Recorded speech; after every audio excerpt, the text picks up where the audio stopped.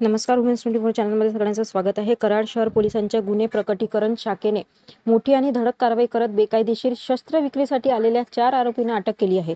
आरोपीकडून 4 देशी बनावटीची पिस्तूल, 8 जिवंत काडतुसे आणि एकूण 3,58,000 रुपयांचा मुद्देमाल जप्त करण्यात आला.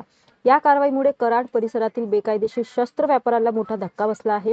सातारा जिल्ह्याचे पोलीस अधीक्षक निखिल पिंगळे, अप्पर पोलीस अधीक्षक वैशाली कडुळकर आणि कराड उपविभागीय पोलीस अधिकारी राजश्री पाटील यांच्या आदेशानुसार बेकायदेशीर शस्त्रधारकांवर विशेष मोहीम राबवण्यात येत आहे.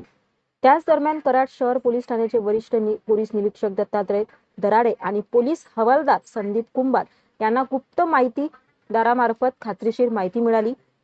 माहितीच्या आधारे पोलीस उपनिरीक्षक निखिल मगदूम आणि त्यांच्या पथकाने शासकीय रत्नागिरी गोडाऊनच्या पाठीमागील ईदगाह मैदान परिसरात सापळा रचून छापा टाकला. या कारवाईत आफताब बादशाह मोमीन, रेहान मेहबूब शेख, अमर रघुनाथ पाटील आणि ओमकार प्रकाश हिंगणे या 4 आरोपींना ताब्यात घेण्यात आले. झडती दरम्यान त्यांच्या ताब्यातून 4 देशी बनावटीची पिस्तूल आणि 8 जिवंत काडतुसे जप्त करण्यात आली. या प्रकरणी कराड शहर पोलीस ठाण्यात गुन्हा दाखल करण्यात आला असून न्यायालयाने 4ही आरोपींना 15 जुलै 2026 पर्यंत पोलीस कोठडी सुनावली आहे. जप्त करण्यात आलेली शस्त्रे कुठून आणली, त्यांचा मुख्य पुरवठादार कोण आणि ही शस्त्रे कोणाला विकली जाणार होती याचा सखोल तपास पोलीस करत आहे.